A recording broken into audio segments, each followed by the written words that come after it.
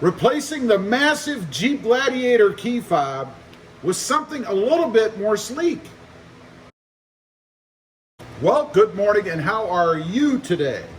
Today I'm going to show you how to change this massive Gladiator key fob into something else. Let me show you what I've got down here. This comes from a company called AJT Design, and they send you a whole kit, everything that you need, with the exclusion of maybe a couple of other tools, and I'll show you what these are for as we go. But this is to replace this gigantic key fob with this poking device that, at least for me, always seems to come out in my pocket and poke me in the leg whenever I'm carrying it around. So we're going to transfer the guts of this device into this one. All right, first of all, let's go ahead and unpackage this. They give you I guess a decal and then something about support and stuff like that if you're interested in that. And then what we have is the key fob. You'll notice here I got the Gobi color to match my Gobi Jeep Gladiator. They give you a little Torx bit screwdriver that you'll need here in a little bit. Gasket for the inside. Some screws, and you can get all these things in different colors. The fob, the buttons, the screws, they have all kinds of stuff. And then the package of buttons here that you need as well. So that's what the kit contains. Now, to get started, we're going to go ahead and pick out the buttons that we need, and this will depend on whether or not you have the remote start feature. I do. So we're going to need the unlock lock button. We're going to need the panic button, and then we're going to need the start button. And then the other two will not need. There also is this little or triangular piece. I'll show you what that's for as we go. And then we can set these other two aside. You would need these if you didn't have the remote start feature. So, first of all, we need to go ahead and separate this thing, the top from the bottom. There is a little slot here. You want to go ahead, grab a screwdriver. This is what you need this screwdriver for. Go ahead and wedge it in that little slot there and just turn it a little bit.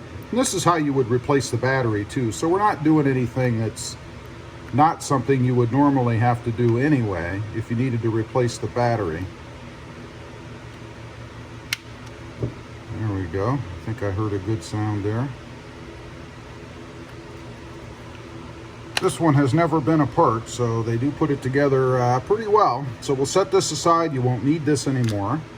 And then you'll notice you've got the battery in here, as well as the other bits and pieces of stuff. We're supposed to remove the battery, so I'm going to go ahead and do that. There's a little slot right here. If you put your little screwdriver head in there, you can just pry it out like that. Pops right out. You want to keep this because, of course, you're going to need it. So we'll set that aside. And then you'll see there are 4 Torx bit screws here. So we want to go ahead and remove those. We'll do that next with the tool that AJT provides. There we go. Set that one aside. Now, you should be able to pull this part out. Be advised, when you do that, this is spring loaded, so you might have a spring pop out of there. It's already trying to pull out. You saw right there, because there is a spring right here. So I'm going to kind of cover that with my hand, just like so, and then I'm going to go ahead and pull the whole assembly out like you can see there. So we don't need this anymore. We're going to set it aside. We're going to set the spring here aside because we don't need that anymore. I will keep it all together here. And keep your key. I am going to use that. It's kind of up to you as to whether you carry this thing around or not. I am going to. There's a place for it in the case, so we'll set that aside. Now, we need to go ahead and pull out the circuit board here gently. You certainly don't want to break that. Let's see if we can get it to just tip out of there. I kind of doubt it, but we'll see. Oops, it had started. There, it actually just fell right out of there. There you go. So we've got the circuit board out. Now, there's one other piece that you need. There is a little chip in here, right here. And this is the thing that if you, for some reason, your battery dies, you can hold your remote up against the start button and it will allow you to start your Jeep. We do want to maintain that. We do want to put it in the other. I am told that it's not glued in there in any way, so we should be able to pull it right out. You want to be very careful, however. You don't want to damage this. So I'm going to maybe grab a razor blade, see if I can grab the corner there just up against the plastic and pull it out that way first. Okay, here's what I did. I actually just cut this little side right here, being very careful not to get into the chip itself. That gave me enough play in there to be able to put a piece on that other side and pull this out. You can see it's not damaged, so I think we're okay. So we'll just set that aside, and that's everything we need out of the existing unit. So next up, we need to assemble the case, and we're going to start with the pieces here, the buttons, if you will, and they should only fit in there one way. And the way we're going to do that should go in this way. You can see right there, it's got your lock and your unlock on it. Next up is the start button, if you have remote start, which I do. So I'm going to go ahead and stick that in like so. You guys can see there. And then last up is the panic button. Go ahead and pop that in like so. And you can see we're mimicking what the original fob looks like. So we have that done. Next up, we want to go ahead and put the gasket in, and that only fits in one way as well. So I'm going to go ahead and should be able to just push that in like so. Now we do have this little wedge here that I mentioned before, and the purpose of this wedge, from what I understand, is so that when you're pushing this button, you don't accidentally push the wrong side, so that when you hit the side you want, you actually get the side you want. You don't have to put this in, but since it came with it, I am going to put it in.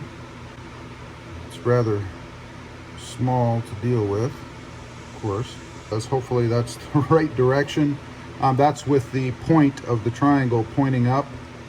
Looks to me like it would go in that way because it stays in that way. So that takes care of that. We've got that in. So next up, we need to put the little transponder or circuit board or chip, whatever you want to call it, in. That, I'm going to go ahead and slip it right in this notch at the top. That's what that notch is for. Should be a pretty solid fit. I want to get it in the right same way, I guess. So let's go ahead, push that in. And you don't have to kill it. It is supposed to stick up a little bit. So the notch, oops, on the other side of the fob should fit over it. So let's make sure that indeed it does, once I get it the right direction. And it does. You can see there it fits snugly, but it's all the way over it. So that's as far as you want it to go. It won't go all the way in. Next up, and let's see, is the circuit board. And the way you make sure you have this right is that the buttons on the bottom here line up with the buttons on the circuit board. Should be pretty easy. Should be able to just lay that in there, really. Now, you want to go ahead and get your screws ready, because I believe this next part can be a little hairy unless you get lucky or have done it a million times. And that's the battery. You'll notice you have this little hook part, or this little area where the battery fits. What you want to do is go ahead and sit the battery right on here, because it just sits there, and then you kind of pull this thing in at an angle while going down. No force, no pressure is required, so I'm told. So let's go ahead, we're going to sit the battery in there like so, just lay it in there, and then we're kind of going to put it together. And it may take me 15 times to do this, I don't know.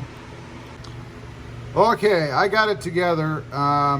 It is a bear, I'm going to tell you. It is very difficult to get the battery and the top part of this thing seated. You can do it, but be patient and don't push hard. Just keep working at it, you will get it. Next up, you need to put the screws in. These are the 4 provided screws in whatever color you chose. They do give you an Allen key so that you can go ahead and screw these in. A little tip for you, while you're finagling that battery, I would have these screws ready because you have to hold it shut while you try to find your screws. So just make sure you're ready. You'll thank me once you do this, let me tell you.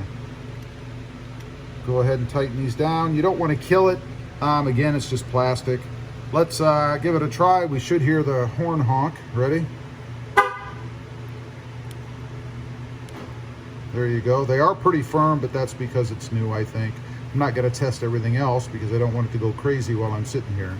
Now, the last piece, and I'm going to do this, but you may have noticed there is a little door on the back here, and that is to put this key in. So let's go ahead and pop the door. Figure out how. There we go. And you'll notice it doesn't fit that way, right? Because the key's too big. So you have a choice. You could just put this on a key ring like that, carry it around if you want. You only need this key in the event of an emergency. So like if your key fob just will not work or something crazy and you need to get in, I don't know. So there is a little pin right here, and you need to pop that pin out so that you can pull just the key part off. That's what you'll store inside the remote. So I'm going to go ahead and do that. What I've got to do it with is just a socket, so I can sit this on the edge of it like so. I think I'll actually do it this way. And then use a nail, and I just have a small nail here, anything that'll fit in that little or over that little pin there.